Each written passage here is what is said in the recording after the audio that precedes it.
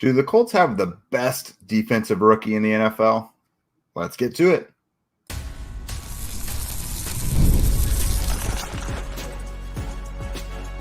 You are Locked On Colts, your daily Indianapolis Colts podcast. Part of the Locked On Podcast Network, your team every day. All right. Thanks for tuning in and making this technically your second listen of the day. If you heard the first episode this morning already, this is your daily podcast covering your Indianapolis Colts, part of the Locked On Podcast Network, your team every day. And today's show is brought to you by our friends over at FanDuel. Make every moment more. As the playoffs wind down, the sports stop sporting like we want them to. But this summer, FanDuel is hooking up all customers with a boost or bonus daily. That's right. There's something for everyone every day, all summer long. Just visit FanDuel.com to get started. What's up, friends? This is Jake, Arthur, and Zach Hicks of HorseshoeHuddle.com.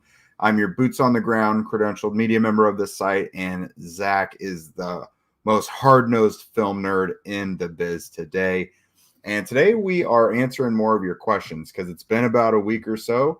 There's been a lot of developments in camp and the preseason, so we got to hear from you guys, and we love answering these questions from you. So let's just go ahead and dive right in. So we're going to go kind of rapid fire because there are a lot of them today. Zach, don't make me raise my voice with you. We're going to go quick today. Okay, let's do it. All right, so as we started off at the top of the show, this one on all these are from Twitter, at Workman STE, bunch of numbers. Do you think that Laiatu Latu is the defensive rookie of the year? And then at Copacetic YR said, what is the over-under for Latu's sacks? I'm kind of compiling those together. I'll let you have the floor first. Yeah, so first off, do you think he is the defensive rookie of the year? Technically, he's not that yet, so we have to say no to that question.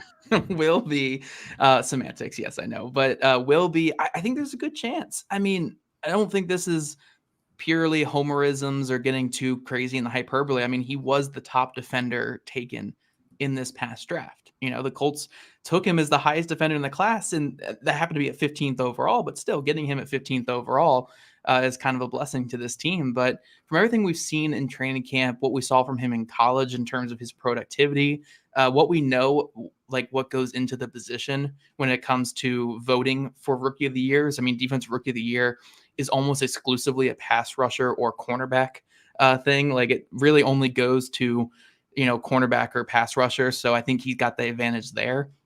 So as long as he puts up a pretty good stat line, again, he's the top defensive rookie taken in this past draft. So I think if push comes to shove and he's close to some other guys, he's going to win that tiebreaker because of that draft pedigree.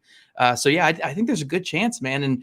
And look, maybe if Samson Ebukam is healthy this year and Laiatu Latu doesn't get as many snaps, it's more of a question mark if he's gonna get enough snaps to really be that guy this year. But I think there's a decent chance. I mean, probably the best chance we've had from a Colts rookie in the Chris Ballard era, to win a rookie of the year. I mean, Shaquille Leonard came out of nowhere. Yeah, Shaquille Leonard came out of nowhere. That wasn't expected. I more so just mean in terms of that first year play, maybe like a Malik Hooker, those couple moments we got from him his rookie year. But I do think Laiatu Latu has a good chance this year. And if he just shows what he's been showing so far, I think it can certainly happen. Yeah, and I think the only reason this is like kind of a big question mark is because in Colts country, we're kind of used to being the bridesmaid or like not even invited to the wedding. Right. But you got a front runner here, guys. Over at FanDuel, Latu is the betting favorite for defensive rookie of the year with plus 400 odds. And then as for the other question in terms of sacks, what's his over under? So historically, let's just say he has let's say he leads the Colts in sacks. That may be the expectation at least. So there have been 36 rookies in NFL history to post 10 plus sacks. The record was Javon Curse with 14 and a half in 1999. In order for him to get the defensive rookie of the year, you got to think he's going to have to be number 37. He's going to have to get the double digit sacks. I'm going to say he can do it. All reports out of camp, everything I've seen, everything, anyone nationally, anyone on his team, coaches, everything is super positive. Like Kwity Paye just said he moves like water last night, if that tells you anything. So I I'm going to say so because, like, I'm not more confident in Dallas Turner or Quinion Mitchell or anyone like that. Some of those, like a Quinion Mitchell or a Cooper DeJean or someone may have some huge splash plays. But I'm going to say just the consistency and totality of Latu's season is going to lead to him getting the Defensive Rookie of the Year. Yeah, I think, you probably put his over-under on sacks at like 8 this year, which is a great number for a rookie. Fantastic number for a rookie. If he hits 8 this year and he's a consistent pressure monster, I don't care if it's, 8 to 10, whatever it's going to be. I don't even care if it's 5, but he's getting a ton of pressures and QB hits. Like, it can be whatever. Like, I value just getting pressure on the quarterback and disrupting the offensive play. So it doesn't need to be 10 for this to be a fantastic rookie season, but I do think that the expectation shouldn't be super low because of where he was taken and his age and his development. Like, the expectation should be higher for him than maybe any other Colts pass rusher that's been drafted under Ballard because he comes in with this pedigree. These other guys didn't. Yeah, I'm saying he's going to do it. All right, moving along to our boy Nick Spaghetti 33. Which game of the season are you most excited for matchup wise? And perfect health is assumed for all players. Just you got to do it. So perfect health. Oh. The Colts are the picture of health. Yes. So for me, just really quick, I have 2 on here: at Houston in week 8 and at the New York Jets in week 11. To me, those are both barometer games. They're on the road. All spotlights will be on those matchups as long as the Colts are doing their part, and assuming Houston and the Jets will, again, because we said health is assumed. So knocking off CJ Stroud on the road or knocking off Aaron Rodgers and the Jets on the road it's Monday or Sunday Night Football. It's a primetime game. Those will be huge. I do get annoyed a little bit with the lack of notoriety the Colts get. It's mostly for their players. Like, some of their players aren't as highly regarded as I think they should be. But they have to win these type of games in order to start getting attention. Yeah, the one I've had circled since the schedule got announced was obviously week 1 versus the Houston Texans. Get them at home, exactly where their season ended last year. You get it to start the next season and try to get that revenge game and the grand reopening of Anthony Richardson out of the way in week 1. So I think that's always been the one I've had circled. But also the Miami Dolphins game at home. You get 2 fast, explosive offenses in that turf dome right there. I think that's going to be a really fun game to watch. So those have been the 2 that I've had circled, but especially that Texans game in week 1. I think that's the most important game of the season, at least for me right now. Yeah, that seemed like a layup. I just don't feel good about that one right now. That's fair. So next one, this one I was really interested in for you, and you could try and condense it as much as possible. From E. Chestnut, what's it going to take for Gus Bradley to change his defensive scheme on third downs?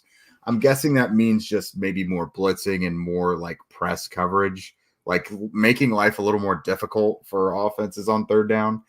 Probably a loaded answer, but go ahead and give it a shot. I was going to say, we're going to talk all about his defensive scheme and changing the entire intricacies of it. I think maybe a gun to his head might change a lot of it. But besides that, it's a difficult thing to answer because he does throw some variety of things in there. I know that he leads the NFL in cover 3 usage and single high usage by a wide margin every single year, but it's not like on third down, it's always cover 3. He does mix in some 2 high stuff. He does mix in some blitzes. I mean, we saw against the Baltimore Ravens last year, they blitzed at like a 40 to 50% rate in the fourth quarter and overtime periods in that one. And that's a big reason why they got that win. So there are some changes that he does mix in every now and then, but for the most part, look, Gus Bradley is going to be Gus Bradley. That's why he's here. He does some good things with the defensive line. He mixes in some sim pressures and mixes in some blitzes every now and then. But I think when you're asking a question like this, you're more so being like, what can we do to get him to run more press man and more blitzes? I don't think there's anything you can really do with Gus to get there. There will be some times where they will throw that stuff in there. But if you're asking to get that up to like a Mike McDonald type of rate where it's like, almost every third down, it's probably not going to happen. It's just not like you're probably going to want a different defensive coordinator, which I'm sure you probably want if you're asking this question here. So, long answer shortened. I don't think you're really going to get Gus Bradley to change too much. He kind of is who he is at this point. And for better or worse, he's our defensive coordinator this season. That, and you kind of got to work with the personnel you've got. I'm sure, if you got him at a bar, he might want a couple of other players from the outside, but I'm I'm just saying that's me. I think everybody would say the same thing. But yeah, I mean, a coordinator's got to work with the players that he's got. So coming up here in a moment, we're going to kind of shift focus over to some individual players and kind of some expectations for them. This show is sponsored by BetterHelp. What are your self-care non-negotiables? Maybe you never skip leg day. Maybe if you're Zach and me, you come home after being around too many people, too many noises, and you just scream into a pillow. That really helps me quite a bit. Outside of that, when your schedule's packed with kids' activities, big work projects, and more, it's easy to let your priorities slip. Even when we know what makes us happy, it's hard to make time for it and prioritize it. But when you feel like you have no time for yourself, non-negotiables like therapy are more important than ever. Again, I tend to deal with my feelings by maybe yelling in my car, yelling at a pillow, self-destructive habits. We don't know. I should maybe check into therapy. So if you're like me and thinking of it, give BetterHelp a try. It's entirely online, designed to be convenient, flexible, and suited to your schedule. Just fill out a brief questionnaire to get matched with a licensed therapist and switch therapists anytime for no additional charge. Never skip therapy day with BetterHelp. Visit BetterHelp.com/LockedOn today to get 10% off of your first month. That's BetterHelp, HELP.com/LockedOn. And thank you guys for making Locked On Colts your first listen today and every day. For your second listen, enjoy the Locked On Fantasy Football podcast. Get daily insight into the best fantasy draft strategy so you can win your league this season. Part of the Locked On Podcast Network, your team every day. All right, guys, we're jumping into more of your questions, talking more about individual expectations or just kind of individual players here with this next segment. And our first one here, I think, is my favorite one we got in this segment. It's all about Adetomi Adebawore, our guy on the interior defensive line. Where does Tommy stand after the preseason? He seems to be doing good in pass rush, but how is his run defense? And that's from at Justin Draper 50. Now I do want to direct you guys to horseshoehuddle.com because I did write an article on Tommy and Isaiah Land as well. I kind of lumped those two guys together and talked about how those rotational pass rusher guys could be a big key to the Colts defensive line this year. But I think Tommy was awesome as a pass rusher in that first game. I think that, obviously Latu and Tyquan Lewis were phenomenal in their very, very limited snaps they had to start the game. But the best overall pass rusher for the Colts in that game was Adetomi. I think he was disruptive. He was very, very strong at the point of attack. Did a really good job of just disengaging some blocks, which we didn't really see him do that too much last year. Last year was good at getting guys into the backfield and then having a guy run into him, and that was the sack that he got. It wasn't more so disengaging. I thought he did a great job disengaging. Now, when it comes to his run defense, he's still about a 280-pound defensive tackle. You really don't want him out there for run defense, especially because other teams kind of target him with the duo runs and the inside runs where they're going to, get two hats on a guy and really drive him off the ball. So, the run defense left some room for error there, obviously, and some room to improve. But I think as a pass rusher, he was great. And look, you don't have to get him out there for run defense as long as Raekwon Davis is healthy. So get Raekwon Davis on the field and we're good. But yeah, I think Tommy did a great job in that first game. I'm very excited about him. And I think the jump he's made from year 1 to year 2 is really showing so far in what I've seen. What have you seen, Jake? I know you've seen him every day out there in training camp. Yeah, he's turned heads a couple times. The first time we watched one-on-ones, his strength and ability to drive guys back just immediately kind of jumped off the page. But no, I mean, reports are positive for him, especially the last week or so. Grover Stewart has complimented him. Kwity Paye talked about him last night. Gus Bradley. So I think he's improving. You're hearing positive vibes about him the way you would have hoped you were hearing him about Eric Johnson last year. So they have a depth defensive tackle who is making strides. That's definitely good news. Up next is from our guy at Old Colts Fan. Do you see undrafted free agent guard Dalton Tucker making the 53-man roster? I think he had a good game against Denver on Sunday. Is he showing well in practice as well? I'm going to wrap that into another one from someone who we're a family show, so I'm not going to say their Twitter handle, but they asked if there were any standout undrafted free agents that might make the roster. Do you see the notes now? Yeah. Yes, I see the name in there now. Yeah, so Dalton Tucker is my answer for that one. I think Dalton Tucker's had a really strong camp. He's been a fixture with the second team line at both left and right guard. And again, he had a good performance in the preseason game. So I'm good with saying Dalton Tucker is the UDFA I probably feel best about making the roster. Oh, there we go. Sorry.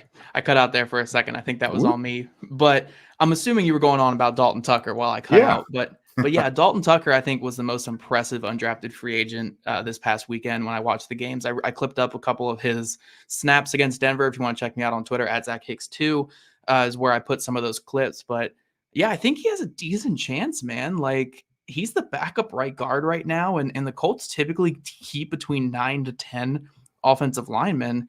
And to me, for my money, I would have him over Josh Sills. I thought he looked better than Josh Sills in that one. You get him on that undrafted free agent contract, which is a little, I mean, we're talking very, very little difference here in contract, but still a little bit savings right there. And he's a younger player worth developing. So yeah, I think Dalton Tucker is my guy that I like as the undrafted free agent to make the team this year. I was really impressed by what he did. And maybe you could throw Craig Young in there too from Kansas, the linebacker, but he's got just a tougher uphill battle. He's linebacker, fourth unit guys right now. We're talking Dalton Tucker with the second team offensive line. And as you've been saying on the show a couple times, he's been up there for most of training camp with the second team offensive line. Yeah, I think the biggest thing for him is there's now kind of a clear path with Wesley French's injury. Yeah. Because French was not only a center, but he also played all along the interior, whereas a Danny Pinter is really just a center. Tanner Bortolini gets some center and guard reps. So someone like Tucker, who plays guard and he hasn't been getting center reps, but someone who offers a little more versatility than a Pinter does, I think that gives him a leg up to really go and replace what you lost with Wesley French. Yeah. Yeah, so Dalton Tucker, I'm in on. I think he's the undrafted free agent to watch. Yep. Was not really on my radar coming into camp, but so far, man, all signs are good for him. So I'm feeling pretty good about him. Yeah, for sure. Next up from @TheGentlemans, between Keaton Slovis and Jason Bean, has the time come for one of them to take over the development QB3 role from Ehlinger? So this one's interesting for me because I only think the Colts are going to roll with two quarterbacks on the active roster. Ooh, okay. If it were me, I would just go with Anthony and Joe Flacco. It's just a numbers game, and I just don't know that you can afford to keep that third quarterback. You could try and get Sam back on the practice squad, and then that just kind of resolves your issues for the most part. But I think, Jason Bean does some nice things. You can be creative with him. But for what they're looking for, I would imagine Slovis is the bigger threat to Sam Ehlinger. Neither Slovis or Bean really get reps in the 11-on-11 periods other than the developmental periods.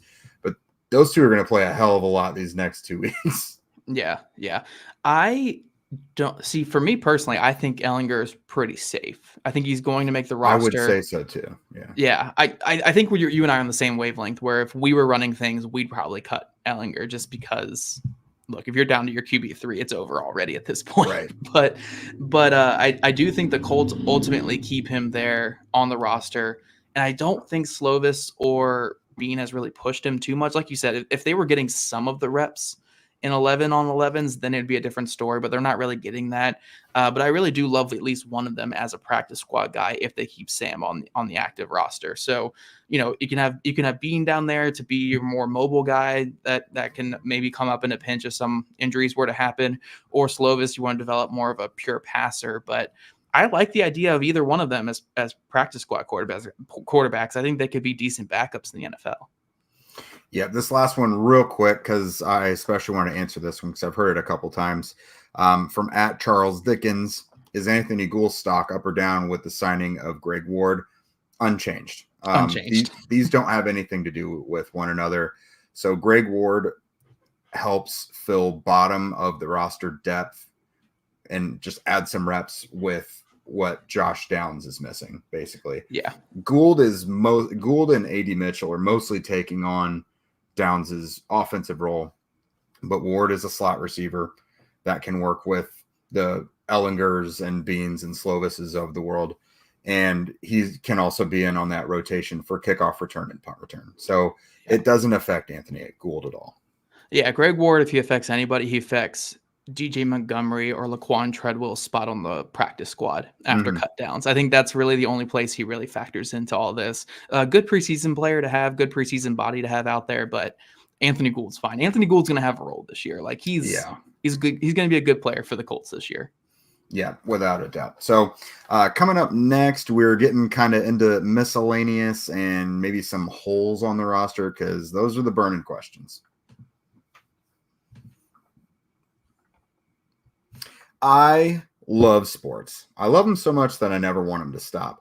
But as the playoffs wind down, the Olympics are done, we get fewer games, and the sports stop sporting like we want them to. But FanDuel lets us keep the sports going whenever we want. All we got to do is open the app and dream up bets anytime that we are in the mood.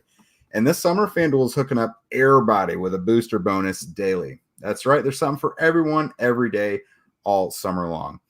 Look, I told you guys earlier, we are sickos at Locked On Colts. It's the preseason. The betting lines are open, so we're going to do it. Colts are 3.5-point favorites on FanDuel at home on Sunday against the Cardinals. A combined over-under of 36.5. I told you guys earlier, murder that over. You saw what Colts Denver was last week. Do it again. Head over to FanDuel.com and start making the most out of your summer. FanDuel, official sports betting partner of Major League Baseball.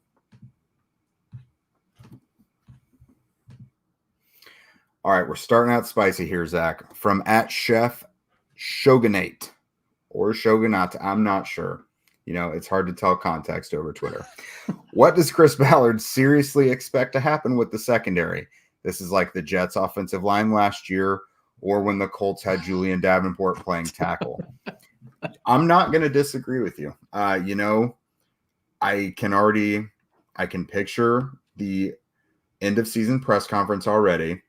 And Chris is either going to roast us in the media room for questioning him all offseason about the secondary, and it works out, or he's going to own up to it. I think it's going to be bad if he has to own up to it because every fan and everybody in the national and local media says, hey, look, here's the problem. This is what you got to do. And they haven't fixed it. So I'm with you. I think he has optimism. I don't know if he is, you know, just not wanting to dole out guaranteed money or whatever it is, but they do seem like they want to invest in these young guys and see what they've got. I think invoking the name of Julian Davenport is a little much here, guys. I think that's a little bit much, but I don't think he's necessarily wrong with this comment here.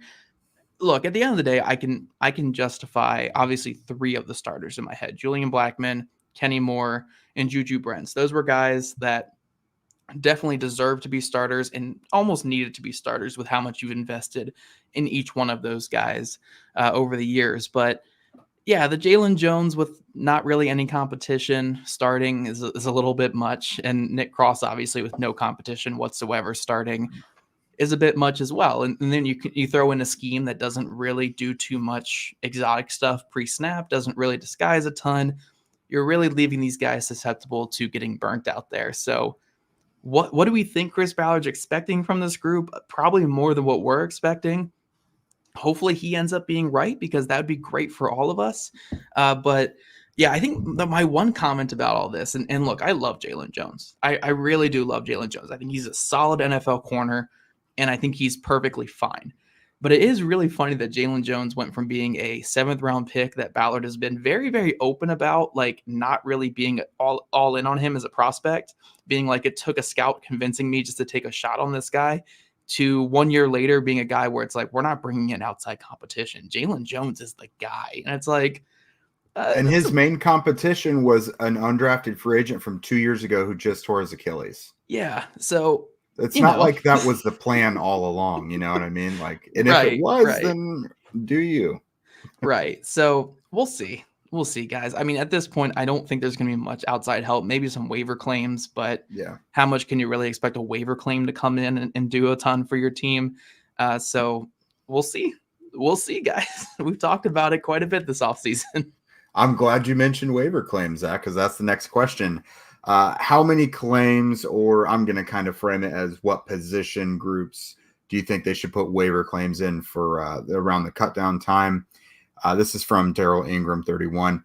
He said he personally sees them looking at a free safety backup, linebacker, outside corner, and nose tackle depth. I don't think they'll do nose tackle if Raekwon Davis can get back, because that kind of solves a lot of issues there. But secondary, I absolutely expect to see new bodies come in. Maybe it's one or two, but I would be shocked if the secondary is untouched with waiver claims. Yeah, I think a backup free safety would probably be the most likely one, just because I don't think this team has much faith in Rodney Thomas anymore. Like, I think they have three safeties they like, realistically. I think it's Cross to a degree, Harrison to a degree, and Blackman to a very high degree that they really do like at safety. I don't think Thomas really factors in too much. I think they're trying to give him some more chances, but to me, just my vibes of it, I don't think he factors in too much. So I think they're going to try to claim a free safety, maybe a corner, but again, they like Simpson, they like Baker, they like Flowers. So I don't know about corner. Even Speed, they like as a special teamer. I could certainly see a linebacker, like maybe as like a fifth or sixth linebacker if they find like a Grant Stewart type, like just another guy who can go out there and just dominate on kick coverage. But outside of that, maybe an offensive lineman again, like a guard or something. Like Tucker just gets pushed to the practice squad and they take another guard off of waivers. But I think the good money would be on a free safety and maybe a pass rusher to replace Land if they're not seeing enough out of Land. But I like Land, so it's hard for me to really say that. But I don't know. We'll have to see. I would certainly claim a nose tackle for sure, a 350-pound nose tackle just to sit there in the middle. But we know how the Colts are with that. Taven Bryan's going to be a starter at some point this year. So I just a sneaky position. I feel like they add a new running back at the beginning of the season every year too. That's true. We'll see what Trey Sermon's hammy. We'll see with that. They may have really liked Demetric Felton and targeted him already if he was going to be a cut. So maybe that wipes that off the board. But historically, they do add running backs pretty early in the season. The last one, we didn't get to this one at the top of the show, from at JLMW52. Can you explain in detail what is involved in a walkthrough practice? This is good. We like the education of it all. So in the most simplest terms, a walkthrough is essentially like a dress rehearsal for your practice. It's, you're kind of installing things or, working up your plan for the day, but not at full speed. It's literally just a walkthrough. They're directing guys where to go. And, it's very much a slow paced learning experience.